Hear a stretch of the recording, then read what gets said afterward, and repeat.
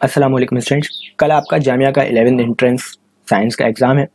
तो आज आपको कुछ इंपॉर्टेंट टिप्स देंगे और क्या चीज़ जो है आप लास्ट डे में कर सकते हैं, किस तरीके से आप रिवाइज कर सकते हैं पूरे सिलेबस को, ये आज की वीडियो में बताएंगे। कुछ इंपॉर्टेंट क्वेश्चंस बताएंगे जो कि आपकी जामिया के लिए आई होप काफ़ी ज़्यादा हेल्पफुल रहेंगे। ये 2022 में हमने बताया था कि 2 क्वेश्चंस बताए थे कि काफ़ी ज़्यादा इंपॉर्टेंट रहेंगे आपके लिए, और वो दोनों क्वेश्चंस जो है जामिया के एंट्रेंस में 2022 में आए थे। पहला क्वेश्चन ये बताया था कि जितनी भी रेवोल्यूशन है उनको अच्छी तरीके से पढ़ लिएगा, क्योंकि इससे लास्ट 5 ईयर में जामिया के साइंस में देखा गया कि क्वेश्चन पूछे गए थे। तो उसमें बताया था कि आप ये पढ़ लिएगा। तो 2022 में भी ये क्वेश्चन आया था कि ब्लू रेवोल्यूशन जो है वो किससे रिलेट करता है। तो इस बार भी आपके लिए कह रहे हैं कि 2023 में भी इससे क्वेश्चन आ सकता है, क्योंकि लास्ट 5 ईयर से क्वेश्चन आ रहा है। तो इस बार भी चांस है कि इससे क्वेश्चन आ सकता है। लास्ट ईयर ब्लू रेवोल्यूशन से आया था, हो सकता है इस बार कोई और रेवोल्यूशन से आ जाए। तो जितनी भी रेवोल्यूशन है, ग्रीन रेवोल्यूशन, वो किस चीज़ से रिलेट करती हैं ये आपको अच्छी तरीके से एक बार पढ़ लेना है। इसकी PDF आपको टेलीग्राम मिल जाएगी, या फिर आप खुद भी नेट से निकाल सकते हैं। तो आप इसको एक अच्छी तरीके से पढ़ लिएगा, तो आपका 1 मार्क्स जो है वो इससे मिल सकता है। दूसरा क्वेश्चन ये बताया था कि 2022 में जो जामिया के वाइस चांसलर है नजमा अख्तर, उनको पद्मश्री अवार्ड से सम्मानित किया गया था। तो उसमें बताया था कि ये इससे भी क्वेश्चन आ सकता है कि आपका जो है किस फील्ड में उनको ये पद्मश्री अवार्ड मिला है। तो उनको मिला था लिटरेचर एंड एजुकेशन। ये बताया था कि ये क्वेश्चन भी आ सकता है, और ये क्वेश्चन भी 2022 के एंट्रेंस में पूछा गया था। उसके बाद एक और इंसिडेंट इस बार जामिया में हुआ है, वो कि इस बार न्यू चांसलर को सेलेक्ट किया गया है। तो उनके बारे में भी आप पूरा डिटेल में पढ़ लीजिएगा। बस आपको एक इन्फॉर्मेशन देनी है कि उनका नाम है मुफद्दल सैफुद्दीन, सैयदना मुफद्दल सैफुद्दीन, और ये 12th चांसलर हैं जामिया के। तो आपको जो है इनके बारे में और पढ़ लेना है कि कहाँ से बिलोंग करते हैं, क्या इनकी डेट ऑफ बर्थ है। इससे भी क्वेश्चन जो है जामिया में आ सकता है। अगर आप जामिया के पेपर को एनालाइज करेंगे 2022 के या पहले के, तो ये देखेंगे कि करंट अफेयर से ज़्यादा हार्ड क्वेश्चंस आते नहीं हैं।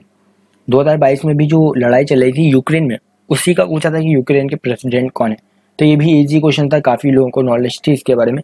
तो अभी आप करंट अफेयर में भी देख सकते हैं, जो भी आपका इजी क्वेश्चन होंगे वही आएंगे।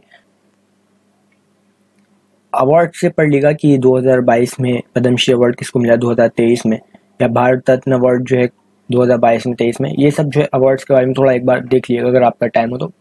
दूसरा जो है कि अगर स्पोर्ट्स की बात की जाए, तो स्पोर्ट्स में 2023 में वर्ल्ड कप होने वाला है, वो कहाँ पे होने वाला है, तो इंडिया में होने वाला है। हो सकता है इससे भी क्वेश्चन आ जाए।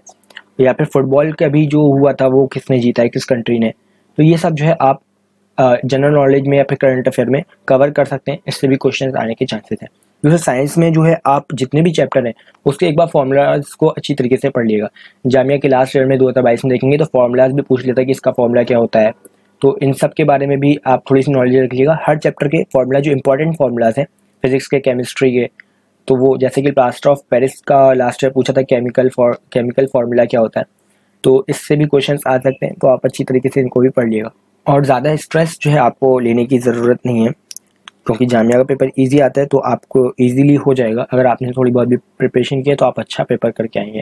और अगर आप जामिया में नहीं होता है तो आपके पास एक और चांस है AMU का, क्योंकि अब लास्ट डे है तो आप ज़्यादा कुछ तो इसमें कवर अप नहीं कर पाएंगे। तो इसलिए अगर आपसे इजीली सिलेक्शन हो पाता है तो ठीक है, वरना आप AMU के लिए भी देख सकते हैं। तो आपको स्ट्रेस नहीं लेना है, कि जितना आप स्ट्रेस लेंगे उतनी ही चीज़ों को आप भूल जाएंगे। जितना ईजी आप पेपर को लेंगे उतना ही ईजी आपके लिए पेपर होगा।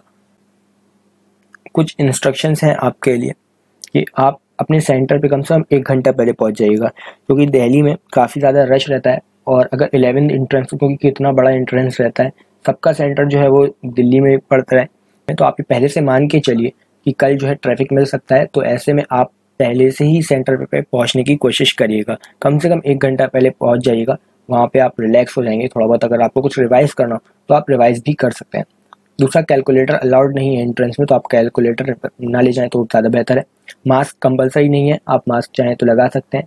कोई ड्रेस कोड नहीं है, आप जो भी मर्जी हो पहन के जा सकते हैं एंट्रेंस देने के लिए।